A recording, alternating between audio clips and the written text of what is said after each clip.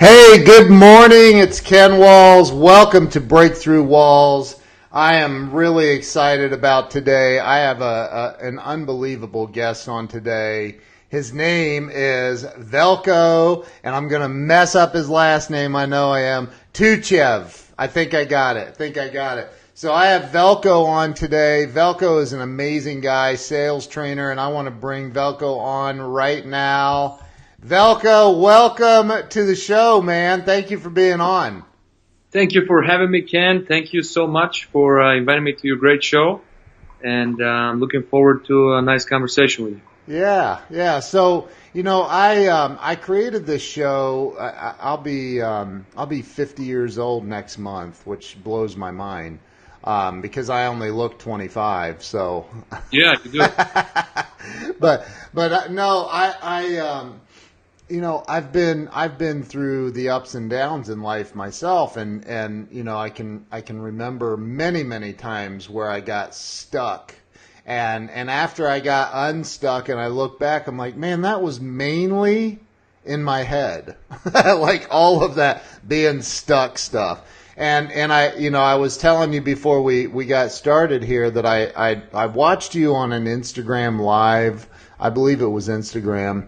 And man, you were just spitting some gold and some wisdom and nuggets, and I was like, this dude is the boss. And that's when I reached out to you. I think it was like a week later, if that, to ask you to be on the show, and I genuinely appreciate you coming on. So, I like to kind of start with, where you were born and raised. Well, I was born and raised in Bulgaria, which is a country in Eastern Europe. Okay. Borders with Romania and Greece and Serbia. Okay. It's one of the oldest. I think it's the oldest country in Europe. 1,300 years old. Wow. So it's one of the most beautiful places in the world. If you have an opportunity, definitely visit the place, at least online. We have a phenomenal beach coast. It's the Black Sea, so very famous places to visit like Sunny Beach, Golden Sands. So it's a very exciting place to visit. Yeah. I moved to the United States about 15 years ago. I was born there in a small town. My parents come from a small town, but a very famous town because of the people in this town. Bulgaria was able to liberate themselves from the Turkish Empire. They were under slavery for 500 years. So that's where the revolution in me comes from. It's in my blood. I love that. I started getting out of my comfort zone at a very early age. I moved on to the capital city in Bulgaria at the age of 14. And I went to a special high school, which was specifically designed to prepare people with departments of education that are normally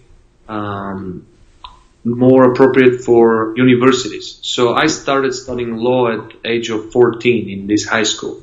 Wow. And then I was accepted in the law university quite easily because of my preparation in high school. So I was going to be a lawyer. I wanted to be a lawyer. This was my dream as a child.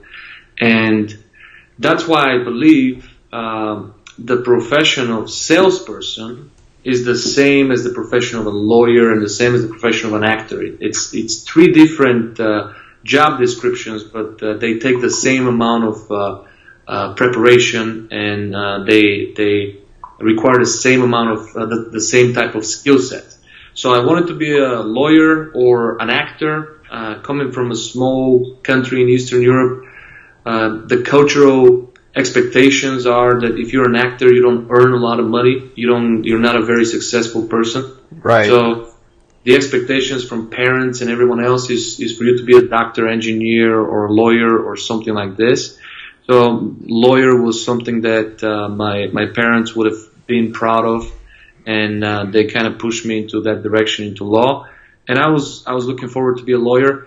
I moved to the United States as an exchange student in about 15 years ago, and I was going to study law here. I decided not to. I've always had, as I was growing up, I was a wild man and wild young man, and I've always had problems with authority. Yeah. I don't like. I can relate. I can relate to that, by the way. Yeah, like I'll tell you a funny story. Like when I was a teenager, my teacher told me, "What do you know? You're just getting into puberty. Like, what do you know?" So I answered with, "Well, what do you know? You're just getting into menopause." So that's that's the reaction everyone had. Yeah. That was the type of big mouth I was. Yeah. You know, I never talked to people like I was younger than them. You know what I mean? Like I've always respected people and their age, of course, but I never allowed people to kind of tell me what I need to do and tell me what I need to think and tell me what I need to believe in. Right. So I've always protected the freedom of my peers by being the black sheep in school. Yeah. And that, I guess, developed my leadership skills later on in life.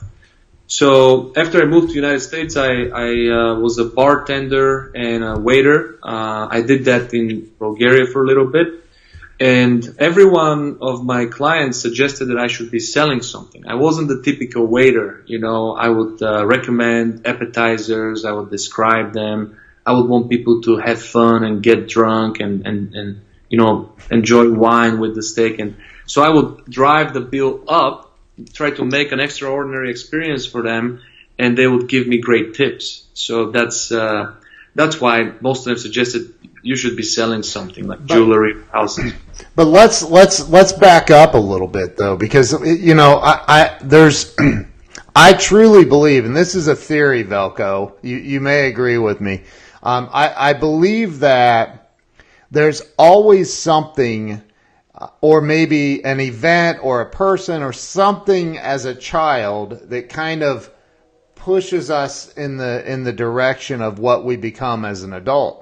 And so when I say that to you, I'm sure there's someone or something that occurred that like made you go, because being a lawyer is definitely being a salesperson, right? So what was it that pushed you in the direction of who you are today? I try to analyze that, and I remember as a child that I used to collect Matchbox cars. So I used to play with cars. Yeah. And just to continue on with from the restaurant, being a waiter and bartender, people suggested I should be in sales. So my first sales job was selling insurance. I was selling life insurance. And I was good at it, but I'm a positive guy, never give up type of attitude. And it's really not like me to convince somebody that it's something they need to invest in, you know, because I don't want to talk about debt. Lately, I've been talking about debt a lot because we need to be aware. And in the past 6 months, I've had a lot of days when I would wake up in the morning and I would ask myself, what would I do if this was the last day of my life? And I would catch myself spending more time with my daughter, spending more, paying more attention, being more focused in every conversation.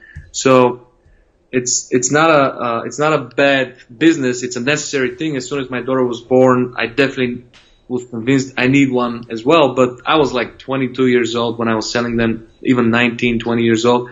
And I was good at it, but it wasn't my cup of tea. So then I realized that I want people to solicit me. I don't want to solicit people. And then I started selling cars. That was literally my dream job. Was your dream job? It was my dream job. I realized that it was my dream job as soon as I started doing it. Oh, okay. So my parents didn't like that. They were still in Bulgaria. They were like, wow, we really wanted you to be a lawyer or a judge or a prosecutor or something like that. And I was like, no, I'm going to go into sales. I think that a huge breakthrough was an interview I saw with Richard Branson. And he said, everyone is trying to be a football player or a rock star but there's so much room for great salespeople in the world, and gives you so much more, opportunities in life, just for the simple things in life to achieve. Like, okay, how do I make money? Well, become a great salesperson, and you could still, do the things that you love by being a great salesperson. If you want to be a fisherman, you could be a great salesperson and be a fisherman as well. So being aware of the sales industry and the opportunities that it offers kind of changed my mind. And I realized that if I stay in law, I still have to follow authorities. I still have to follow the judge's orders. And even if I don't agree, there's like processes and policies and things in place. So it was too much for me. I wanted to build my own world. So Richard Branson was talking about building his own island and things like that. And I speak in retrospective now, but now he has his island, and all the things that he was talking about are already reality. So I said, that's what I want. I want my island. I want my world. I want my reality, and I can only build it if I become great at sales. So I had three choices: whether if I quit life insurance, maybe real estate or car sales. So car sales was more closer to what I love. I love cars. I've always been passionate about cars. And I never realized, United States is one of the only countries in the world where you can sell so many cars. We sell 20 million vehicles a year, and there's no other country in the world that has the same market. We drive a lot of cars. Mass transportation is more popular in other countries and other continents. It's not as popular as it is in the United States. So when I became a car salesman, so many days I realized when I wake up in the morning, wow, this is my dream job. I get to go, have fun, drive cool cars, just talk to nice people. I've always had a genuine interest in people. I tried to. Have you seen that TV show back in the day, Highlander? The guy was cutting their heads off. Yeah. Like, if you see that show right now, it looks funny because the special effects are so poor. Right. It's the 80s. So I remember that show as a kid, and he was taking all of their powers, right? Yeah. Every time when I see someone, I was naturally interested in finding out what's their superpower. You got superpower. Yeah. In your journey, you've learned something better than any other human being in the world. Just because of your perfect path, you've learned something, and you're an expert. Ken Walls is an expert in something specific, so specific and detailed, but the best expert in the world. So I believe that from a very early age, that we're all geniuses. From like 3-4 years old, I believe we're all geniuses.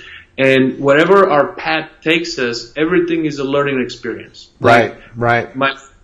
My first job in the United States was a maintenance guy in a motel. I was the plunger boy. So when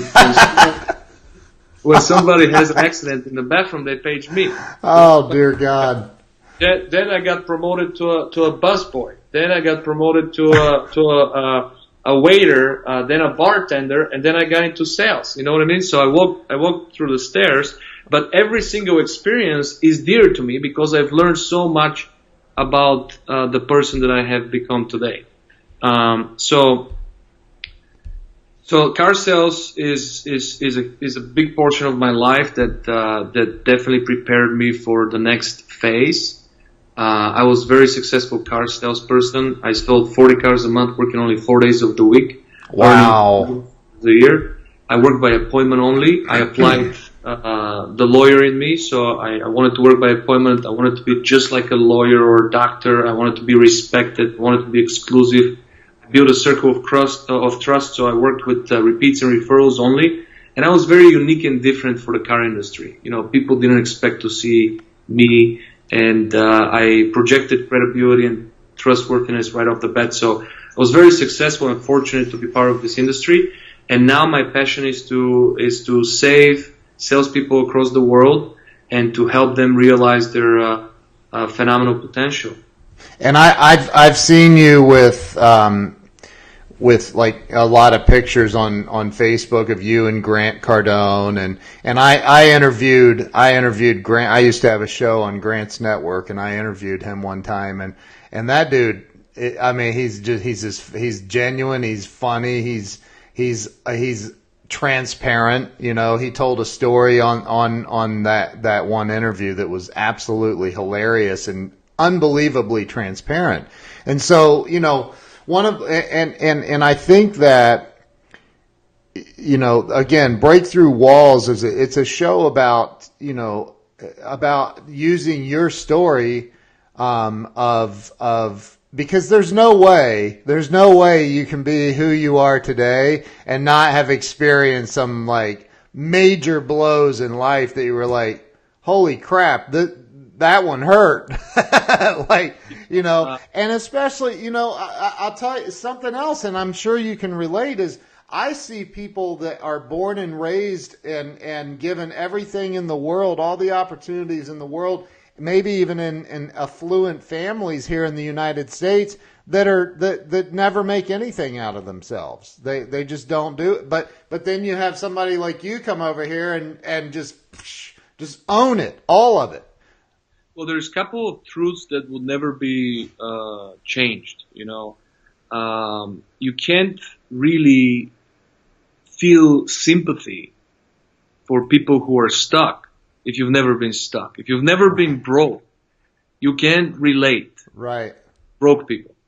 If you've never been depressed, you can't neglect to you can't relate to depressed people. You have to experience what you're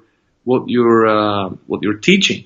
So if you are 16 years old and you get a Porsche for your birthday, it's impossible for you to be a nice person. Everything you get, right?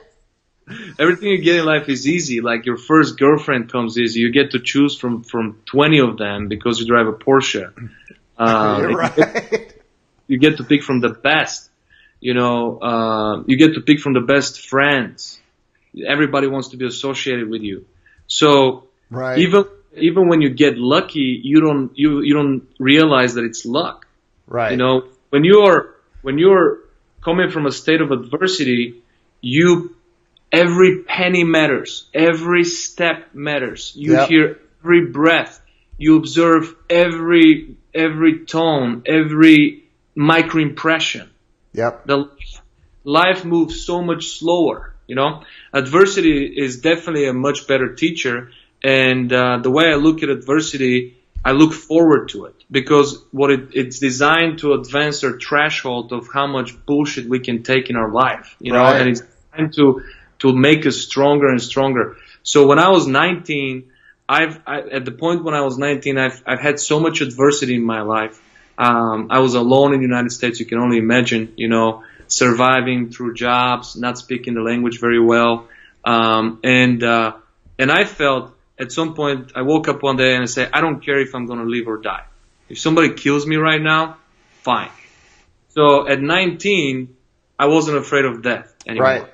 Right. I guess that's the first step to realize that this is a temporary thing. Life is not going to be forever. Right. So the earliest you realize that, the better, right? Yes. And Zig Ziglar helped me out a lot. I started to listen to Zig Ziglar at that point, and he was saying, you know, every morning when you wake up, before you leave to work, kiss your family goodbye and imagine that you'll never be back. Right. Wow. And that's powerful. You know, it got stuck in my mind, and everything is more real that way. Yeah. You know, you don't take family for granted. You don't take anything for granted. I was fortunate enough to speak to a lot of billionaires. I have few billionaires in my phone book and a lot of multimillionaires that I talk to, and every single one of them loves adversity. Every single one of them gives adversity the biggest credit of their success. Every single one of them says that this is the learning part, that this is when you need to be paying attention and doing the most self-awareness and the most soul-searching in this moment. Yeah. So, and all of them are saying that family is the most important thing. Sure. When you take family away, nothing else matters. So I focused on these things from early age.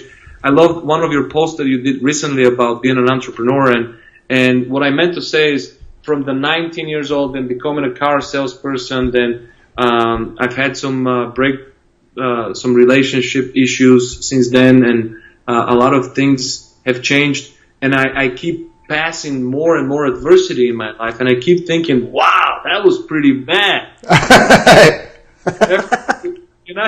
and few thoughts about giving up, fly through, Yeah. And then after that, I looked back.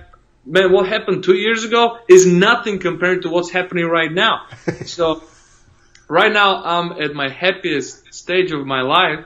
I realize a lot more. Yeah. A lot more aware of who I am. I'm more prepared than ever before. And I just went through probably the worst adversity in my life. So adversity is a phenomenal teacher. Success is a terrible teacher. When you're successful, when you're riding the wave, when you're making money, when everything falls into place, even when you get lucky, you give the credit to yourself. Yeah. And it's easy to become arrogant. So my mantra is to be arrogant when I'm down, to be arrogant and to have energy and to be pissed off when I'm down. Yeah. And when I'm up, to be humble, to slow down, to be aware, and to pay attention to every single micro impression. So I want to reverse that. You know what I mean? That's awesome, man. When you don't have money, if you have an opportunity for $50, you're gonna do whatever it takes for this $50, right? You'll be like, oh man, I need to eat. Right. I need to buy for baby. I need to buy milk for my baby. So yeah, I'll clean your backyard, no problem. Yeah. Right? Yeah. So you're gonna sacrifice, you're gonna eat your ego, you're gonna bite your ego, you're gonna do whatever it takes when you're down. Yep. If I can transfer that attitude when I'm down, when I'm up, then I'm gonna be what I wanna be.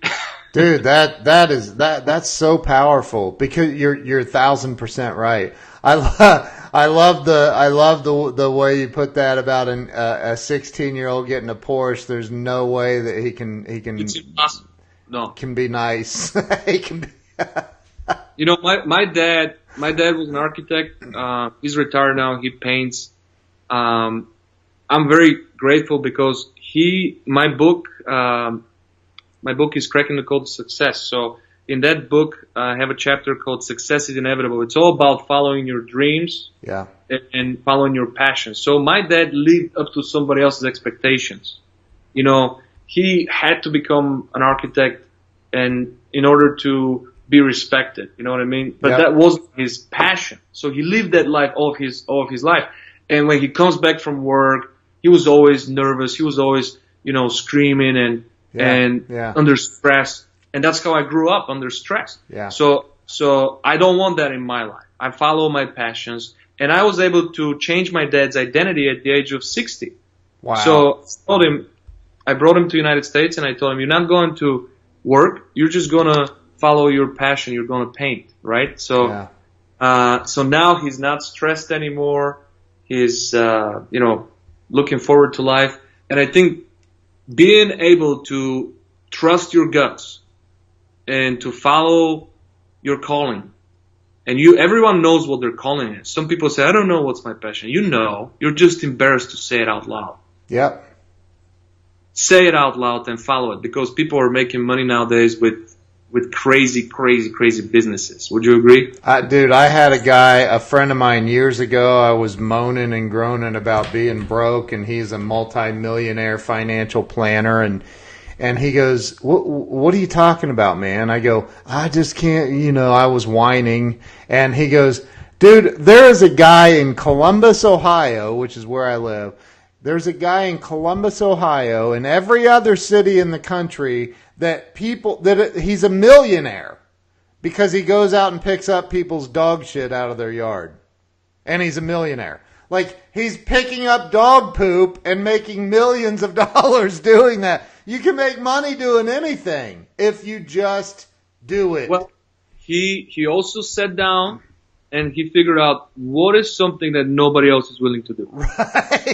Right. Well, as soon as you competition. said, I'll clean up your backyard for $50, I thought about the guy that goes out to your backyard and picks up your dog's crap. He becomes a monopoly right off the bat. Man. No competition.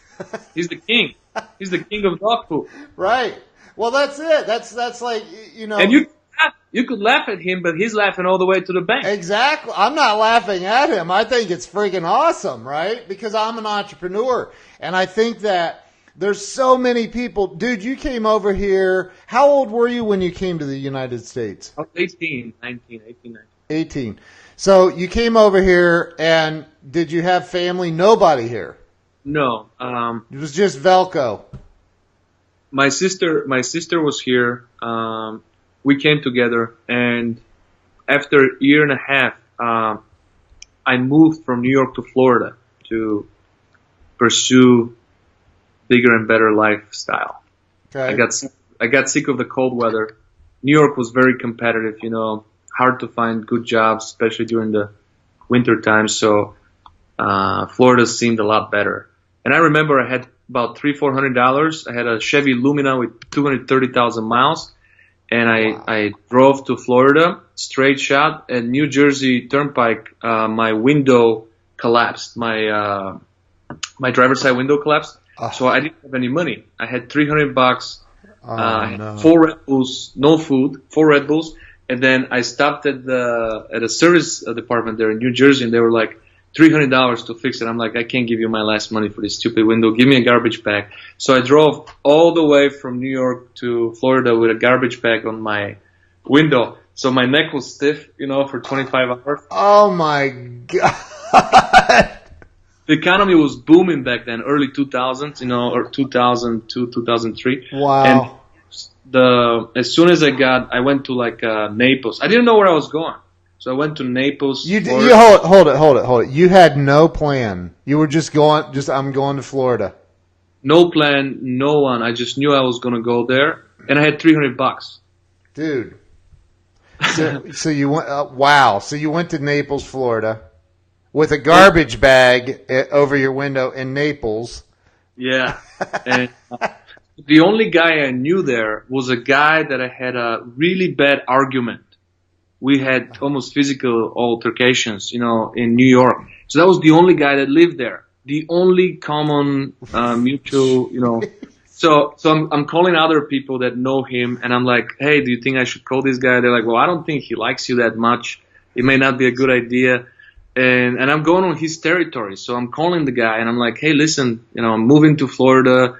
I picked Naples on the map, totally random. I found out you live here. If there's anything you can do to help me out just to find a place to crash for tonight, I'll really appreciate it. And the guy was the biggest sweetheart in the world. He was like, yeah, come out to my house. And we became very good friends right away. So wow. He was very lonely. In Naples back then, there was 21 people under 40, and everybody knew who they are. Right now, there's 100,000 people that live there. Yeah, but back right. it was like very, very few young people. So he was desperate for someone his age, Wow. Was he Bulgarian? No, he was from Slovakia. Okay. But European. Yeah, yeah. So I found a job right there. As soon as I walked on the strip, everybody had the help wanted. Kind of like right now, you see help wanted signs everywhere. I love seeing that. That means it's going well. Yep. So help wanted everywhere. I'm walking the first restaurant. They're like, can you start at 1 o'clock? They're throwing an apron at me. I'm like, no, my neck hurts. I just came from. So I started working right away. I started producing right away. Oh God! And, you said my neck. No. I had a trash bag over my window. They wanted to put me to work right away. That's incredible. So you went to work there. I went to work there. I worked there for a year and a half. I worked at Ritz. Carlton for a few months. It was a great experience, as far as customer service, level of customer service, white glove treatment. So that experience prepared me to be a little bit different in my sales approach too. Yeah. Just understanding the level of customer service. And I hit off season in Naples after a year and a half, and I moved to. I missed the city, the big city lights. I missed being in trouble, so I moved to Chicago this time instead of New York. And Chicago offers you more space for parking. You can still drive your car downtown, and it's almost the same experience as New York. The people are not as direct as New Yorkers. Yeah. Right. But still a cool city, and I've been living here for over 12, 13 years now. Wow. So you're in Chicago. That's a little bit different than Naples, Florida. Yeah. Weather-wise at least. Weather-wise, I keep in my car. I keep a jacket, hat, boots, and t-shirt. Yeah. At point. Right. Right. It literally could snow tomorrow. The weather doesn't. I know. Well, I'm only a 6-hour drive from you down here, so, okay. So you ended up in Chicago, and what'd you do? Did you go to work at another Ritz, or what'd you do? No, I went to work at a restaurant and a club in downtown. So I didn't like the club life too much. Not sleeping a few nights changes really your metabolism. It makes you a different person. Yeah. So then I focused on restaurants, and then I became a really good waiter. I was making like 50, 60 grand as a waiter, which is not too bad. Right. And a lot of these people, and a bartender, and a lot of these people started telling me to move to sales, and that's how I got into sales. Wow. Nobody believed in me before I started selling cars, and no one believed in me, including my closest people, including my family. Nobody believed in me when I stopped selling cars and I started my own company. Yeah. No, even my partner in life, and that's why we parted ways with the mother of my child at that point. But it was something that was normal to me. I just knew that this phase of my life is over and a new phase starts. I started being uncomfortable at a very early age. Right. And I felt very happy. You know, I had saved up a lot of money from the car business, I had good capital, I had phenomenal first client, so I had a very easy start as an entrepreneur, and then my head became really big and I fell on my nose, and that happens. And then you learn from your mistakes. Yeah. And it's worse than up and down. You know, people say up and down. Yeah. The reason why it's worse is because as soon as you see the light, and as soon as something looks, wow, this is my break, this is it. Yeah. And then a huge disappointment comes right after that. And you just gotta be able to take the disappointments. You gotta be able to kind of like to think of them as in sales we get a lot of no's, right? I probably got 5,000 yeses and 150,000 no's, Yeah. right? So just look at it as something that's normal, like data. Right now, I'm so tough. Until the check doesn't come in my account, I don't celebrate anything. Right. No, I don't walk out of the office and be like, yeah, I closed the deal. I closed nothing. Until this money is in the account, Yep. remain very calm. Yep. I don't celebrate too early anymore, and it keeps your level headed, you know. And you don't brag about it to anybody. Nope. Ever. And I'm with you, man. I got a few years on you. But I've been there. I was a millionaire in my late 20s, and that whole like head getting like, I thought I was Elvis, man, and I partied like it too, and I did all the stupid stuff and drank all of that away, and so you know, I've had to rebuild a few times, and you know, I completely get that. I think, you know, one of the things that if somebody came to you and they, you know, because sometimes I'll see homeless people and I want to walk up to them and just shake the, you know what, out of them and say, no, it doesn't have to be this way, you know, but I do think a lot of it is by choice. They've given up or whatever. But if somebody came to you and they said, man, I really want to make it. I want to make it. I don't know. I'm stuck. I can't pay my bills. I can't figure out how to, you know, whatever it is. And they came to you and wanted a piece of advice from you on how to get unstuck and really have that big shift in life. What would you say to them? Well, the first thing I will do is I'm going to test their desire, because the desire is the only moving part that could get them out of this situation. Any addict, because they're addicts to negative thoughts. Yep.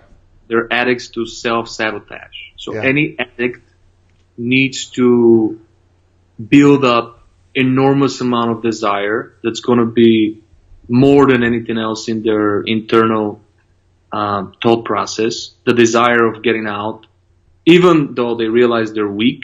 Yeah. I still want to see that desire, because if you have desire, you're going to put the right people in place, you're going to figure out the problem. But if you don't have the desire, if you pretend, or if you do it because of somebody else, if you do it because you're looking for easy way out, then you're not ready yet. So how are you going to test it, though? How are you going to test their desire? What are you going to do? Test their ego first, because the biggest problem with homeless people is ego. Yeah. And maybe they don't like that, but that is the reason. When you end up being homeless in United States of America, like if you're an entrepreneur, if you're broke, something's wrong. Not with you. Something's wrong with the way you run your business. You're missing a big part that you're not an expert at, and you need somebody to help you out with that part. Yeah. Okay. Because as an entrepreneur, if you're a one-man show, you go out and prospect, find business 1 month, you book your next month, then you execute next month. You don't have time to prospect. So you could be going in vicious circles for years, yeah. right? So to figure out what the perfect business plan is for you, what your real niche is, what's the best income producing activity you can do, sometimes could take 5 years. So it's easy to be broke as an entrepreneur, but it's not end game. Right. You could be back on your feet after 2 good deals. For homeless people, when they're broke, they act like there's no chance, like that life is over, like, oh, it's too late for me, like it's stuff like that. So my dad screwed it up for me, or my mom screwed it up for me, or my ex screwed it up for me, yeah. or the guy who taught me how to take drugs screwed it up for me, or the guy that taught me how to drink screwed it up for me. So we either blame somebody, yeah. we either complain about something that we have full control of, or something that we have no control of. Right. And it's mostly we complain about things we have no control of. And the third thing is we have excuses for things that we have 100% control of. Yep. So if you're blaming others, if you complain about things you have no control of, and if you have excuses for things that you have full control of, then you have ego problem, and you need to be aware of that. If you own the fact where you're at, no one's ever going to feel sorry for you, and you're not going to feel sorry for yourself, and that is the best motivation that you could possibly receive. Yeah. A homeless person doesn't need me, they need themselves. They need to own their problem, they need to be responsible for where they're at, and they need to be able to be accountable to themselves. Yep. People are not accountable to themselves. Being an immigrant that has literally, you've created your life. Like, nobody handed you anything. You've done all this, right? So being an immigrant, do you find it and you came here and created this all on your own? Am I correct in that? Like, I mean, you drove to freaking Florida with a garbage bag over your window, man. Like, you had to make stuff happen on your own, right? For every portion of my life, even moving to Chicago, doing all these things, I never got a support. Right. So, do you find it difficult to have empathy for people who are stuck? No, I understand them. I understand them, and I know exactly what stage of their stuckness they are. Right. Because I've been stuck, and I am stuck right now. We're all stuck. Yeah. Like, life is not just a career. Life is spiritual life. Yep. Life is your physical appearance, your body, how your temple feels. Life is financial. Life is career. Life is social life. Yep. Life is relationships. Everything could be going right if your relationships suck. Not with just your significant other, but with your kids, with everybody else. You could be the best and the most influential person, and you could be helping millions of people. If your son hates you, you're in trouble. Yeah. I don't care how much money you got, right? I agree. So being able to balance the whole thing, the whole balance doesn't happen by plan. You can't plan the balance. You just have to listen to your heart every time and stop listening to your brain. You know what I mean? Yeah. So one of the very few things that most people don't realize is the voice in your head is not who you are. Is not Ken Walls or whoever is listening to us. That voice sometimes tells you that your girlfriend is cheating on you, and then you find out she had a flat tire, and you want to fire that voice now because of the thoughts that voice made you experience. Yeah. The feeling voice made you experience. So that voice is not a reliable voice. That voice depends on your current state of mind. If you're negative, it's going to give you negative suggestions. If you're positive, it's going to give you positive suggestions. The job of that voice is to protect you. It's your brain, so it's to protect you. Yep. So if you're aware that inside voice is not who you really are, that's the first stage of realizing how to control your mind. And then the reason why some people get depressed, the reason why some people get stuck, the reason why some people fall in their shell is because they close their heart. We feel with our heart. We don't feel with our brain. We feel with our heart. So if somebody tells you, Ken, you're not worthy of having that show, or you're not worthy of being an entrepreneur, and who the heck are you telling people, how to do better in life, or something like that. Right. And maybe you want to question yourself. Maybe after this, maybe you'll be like, man, this guy is for real.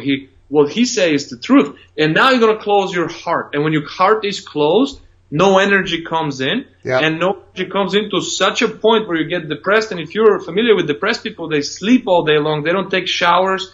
They don't move for anything. They don't even eat at some point. They don't have energy to eat. So if you open your heart, if you don't allow people to bring you down, if it bounces right back from you, if you build that shield that protects you, right? And if you don't allow people to close your heart, if you don't let people to rent space in your mind, if you don't let the other people's opinion be your opinion about who you are, then your heart is open. And you get so much positive energy from everything. You see a little bird out there, and that fills you up with energy. Right. You see somebody succeeding, fills you up with energy. Yeah. When you focus on the positive things, the energy is so big, you start projecting energy. You start beaming positive energy, and you become a public speaker. Even That's if you're right. not assigned to be a public speaker, just because you have so much energy, it's congested. It's contagious. You want to give it to other people. Other people want to get it from you. Yeah. And then you have this show, but because your heart is open. Yeah. Right. Yeah. So if you're aware, if you take a step back, and if you think about, I'm playing a video game, so now the brain is the person who wants to protect me, right? Yeah. That's my lawyer. He doesn't want me to get in trouble. Okay. Right. Then I have the heart, which wants to tell me whether I feel good or bad. Right. The heart explains my feelings. It creates my feelings. So who am I? I must be the soul, or some religions call it the chi, or something else, right? Yep. That's who I am. I'm the soul. And the soul never dies, right? I believe that we're not going to die. Right. I agree. The soul runs that show. It's not your brain. It's not your heart. The soul could take a second and could say, hey, what this guy just told me, that I'm not worthy. First of all, let's figure out what's the source. Who is that guy? Right. What does he know about me? Does he know me, really who I am? Right. Does he see when we're on Sunday outdoors doing stuff? Yeah. Does he know me? He doesn't. I'm not mad at him, right? Yeah. The heart is open. The brain needs to help the heart understand, hey, that's not a threat. This guy's nobody. This guy's not going to make or break your future. Forget Right. about him.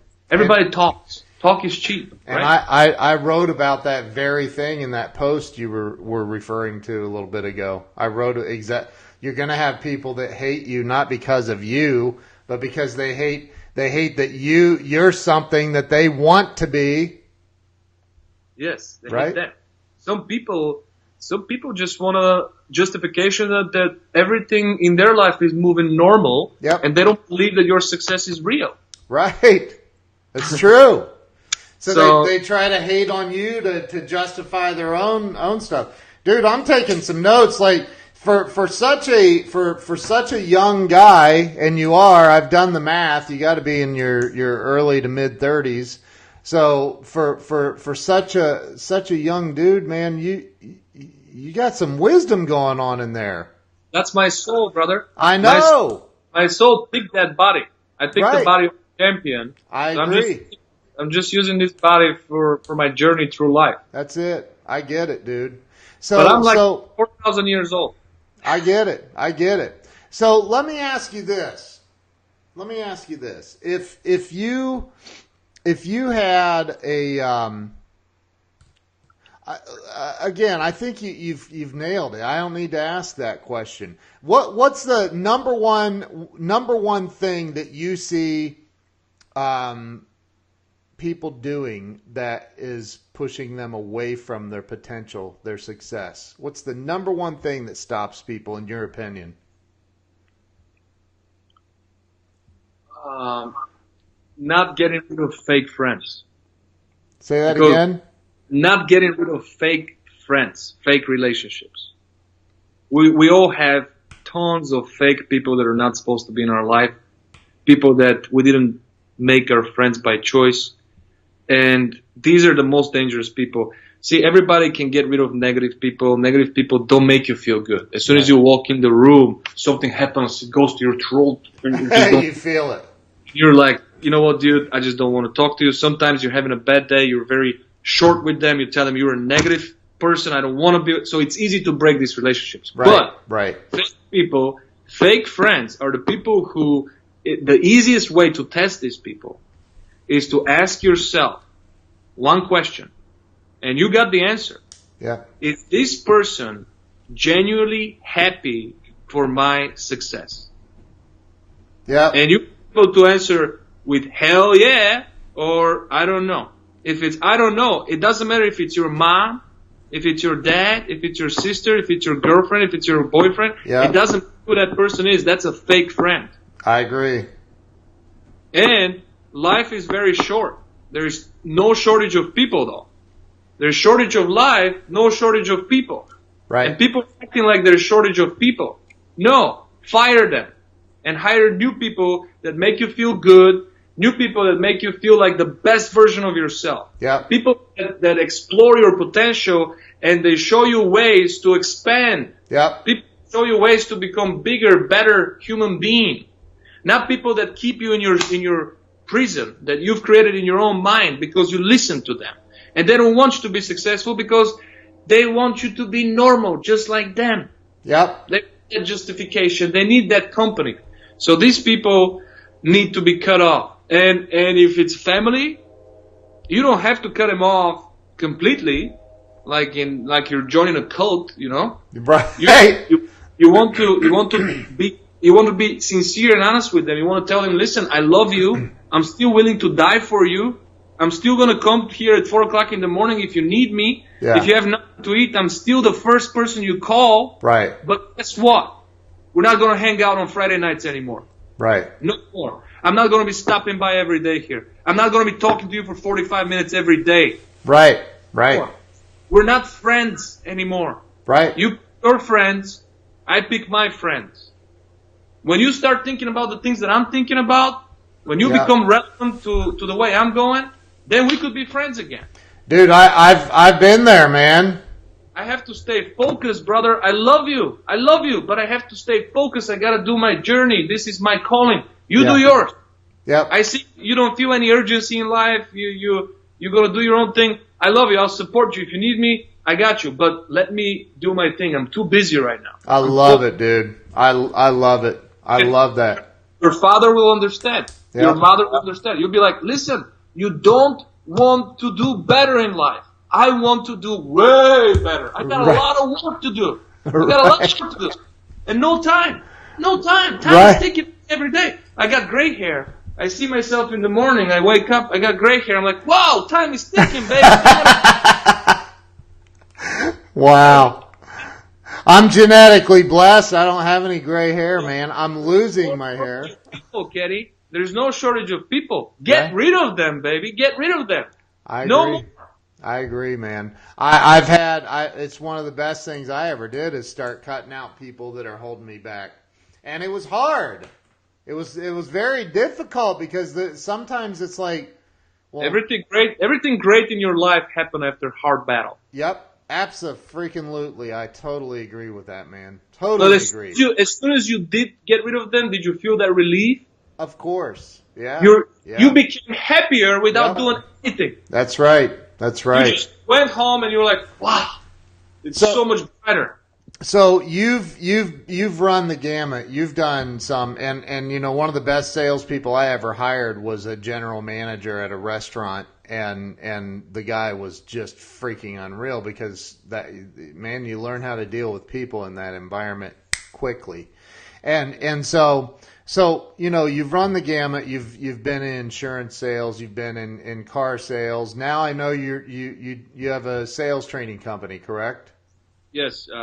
So we help people to find greatness. So we believe that, especially in the auto industry, the biggest problem is turnover, you know. Right. So we hire great salespeople. We mentor them for the first 90 days on life skills, sales skills, and marketing skills, and they become top producers. Wow. So, yes, because right now we hire people that have two qualities: genuine love for other human beings, people that are able to experience empathy, and desire to be successful. They don't need to have experience in sales, or they don't need to have experience in anything that has to do with cars or anything. So we teach them life skills. We teach them how to set goals, how to get rid of negative self-sabotage, how to have great attitude, how to build a strong belief system, how to question everything, how to learn.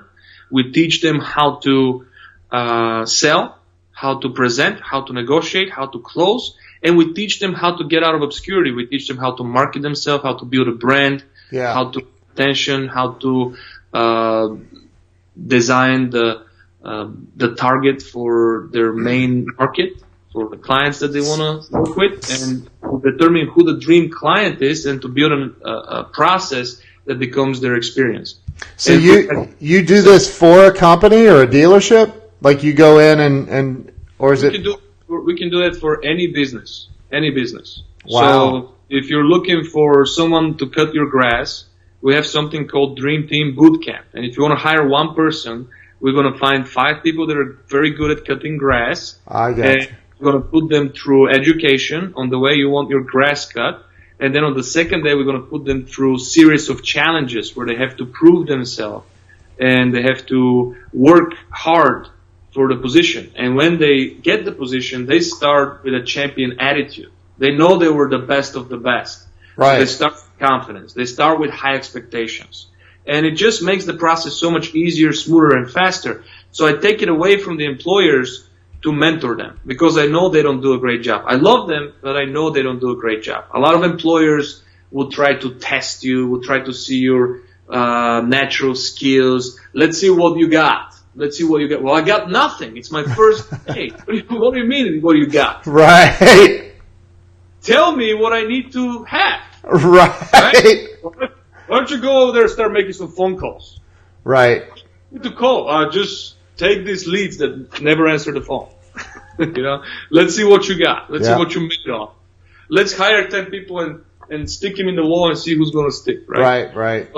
I'm the biggest enemy of that, and I'm here to change that. So I take comfortable people out of businesses and I send them to unemployment and I find them a job somewhere else, you know, and I put people that want to be champions in businesses. So dude, that's incredible. Majority of our clients are car dealerships, but we've done it in real estate companies. We've done it in transport companies. We've built several B2B departments. Wow. So we've done it with brokers. We've done it with a lot of different companies. Yeah. That's awesome, man. So it's not just about selling. It's about being So every great salesman, when you get a couple of good paychecks, Yeah. you start living that lifestyle right away. That Yeah. happened to you, that happened to me, right? Sure, absolutely. You were broke, then you're having 3 months in a row that you make 10 grand. You forgot the time you were broke. Yep. And right now you're not thinking about budget. You're not thinking about 90 days of emergency fund. Right. You're thinking about, I'm the king of the world. You're Leonardo DiCaprio on Titanic, right? So, so you're going to buy a big screen TV. You're going to start thinking about moving to a bigger place. You get a bigger payment on it. You get a new car. You get nicer clothes. And then you have a bad month and boom, now you're stressed. Well, sales is stressful. It doesn't have to be stressful. Wow. Right? That's awesome. Sales is about leverage, right? So if you have 100 grand in the bank, or if you know that you have money to pay your rent, you know that you have money to buy food, you know you have money for milk for the baby, you could have leverage with your prospect. If the buyer says, give me a discount, you're not going to be shaking. Right? I got 100 grand in the bank, buddy. I'm going to Florida next week anyways, whether you buy this car or you don't. Right. Now I can use the takeaway clause, which is the strongest clause in the world. I can say, you know what, you don't have to do it. Right. Make it a day. And then they're gonna, it's the same thing with relationships, with girls, right? You go up to a girl, if you have been desperate to meet a girl for 9 months, she's gonna feel that. It doesn't matter how good your game is. That's right. She's gonna feel your energy. And sometimes you get all the attention from all the ladies and you don't know why. Because you're moving in the right direction, because because you have confidence. It's Einstein said everything is energy in motion, and it's true. So what happens when people hire people for sales, especially, is it's like their evil twin brother shows up at work after 2 weeks, or twin sister. Yep, you're right. You're right, so man. I want to avoid that. That's why they need life skills. They need marketing skills. They need to build a brand. Sales is not so much about the execution anymore, because social media changed the rules. Now it's more about getting opportunities. You know, I was just watching a live stream with Gary Vee the other day, and he has a mentee, he has somebody that he one of his students, he sold $1 million in 1 hour live stream, $1 million worth of baseball cards in 1 hour live stream. So imagine any building in the world, physical place, you can't sell $1 million worth of baseball cards in one hour. There's no way. There's no way for the transactions to take place. It doesn't matter what location you hire. So the world is changing. Everything is happening online. The online income has far surpassed the income from physical locations. We don't have to be physically somewhere to earn money anymore. I agree with you, man. 1,000%. You're right. I talk about that. I've been in web development for 24 years and social media training and coaching and stuff like that. I had a doctor friend of mine yesterday I was talking to that has 7-8 practice locations, and I went through that. I was explaining to him how he could use social media to literally explode his own optometry practice. So I think it's changing, and guys like you that you get it, you completely get it, and I love that, man, and that's why I wanted to have you on. So we're at the bottom of the hour, so I'm going to wrap this up, but let me ask you a couple other little quick things. Number one, how do people find you? How do they follow you on social media? The easiest way is to download my app. You can go to www.velko.biz, B-I-Z, velko.biz. When you download my app, you'll be able to connect with me via all social media portals. My Facebook page is at Velko Academy. Also another Facebook page at Velko. Yeah. I have a website, velkoacademy.com. My cell phone number is 847-739-6000. Easy to remember. Nice. So somebody asked on here, and I know why, because when you start talking about you can't, and I get this, when you say to family, I can't, this question will come up. Somebody said, were you supported and loved by your family? I'm just curious. Somebody asked that question on the live stream. So were you? Always Yeah. supported and loved. Yeah. I was always supported and loved, but love has nothing to do with belief systems. That's right. If you believe, see, what I'm talking about is I'm trying to pump myself up to go and close the deal, right? Yeah. And I'm walking out the door and I'm telling my dad, I'm going to ask this guy to pay me 10 grand right now. Right. Right. What I'm expecting my dad to tell me is, dude, you're worth a lot more. You Right. should ask for more. But instead, my dad tells me, you're not going to get 10 grand. Be realistic. Ask for 5. Ask for 1,500. You know what I mean? Right. That's a belief system. That's bullshit. God, I love that. Man. That's a fake friend. Dude, that's the most powerful thing you've said in this entire hour right there, because you are 1,000%. So I stop and I explain to my dad, Dad, you're a fake friend. I don't want to be friends with you. You're that guy at high school that kicks my balls every time. You know, we can't be friends anymore. Dude, that is so funny. Holy crap. The next time I don't ask him for opinion, you know what I mean? Right. My mom always believed in me beyond my potential. So she would be the good friend. She would say, ask for 20 grand. Right. My mom, when I was in trouble in high school, all the kids, you know, the teachers were complaining about me. Obviously, I had a big mouth. So my mom walks in the class. I'll never forget that. She walks in the class. And because the teacher said that the kids are complaining about me, okay? Oh, so my mom walks in the class and says, I want every kid who doesn't like my son and who thinks that my son is rude and, you know, bad to stand up right now. And no kids are standing up. Yeah, right. So my mom goes to the teacher, you're a liar. I'm out of here. Boom. Wow. So she protected me even when it was my fault. She was on my side regardless. She was unreasonable. So the short answer to your question is yes, you were loved and supported by your family. Had a very good balance. Yes. But I love the way you explain that about fake friends, because there are people in my life I will not talk to that I keep at a distance, way at a distance, that I love, but I will not talk to them about my goals. I will not talk to them about what the good things that are happening, because, man, if you talk about something good, they're coming at you with something bad, and I don't deal with that. Life is crap right now. You just have bad things. Like, I know people that would bitch about hitting the lottery.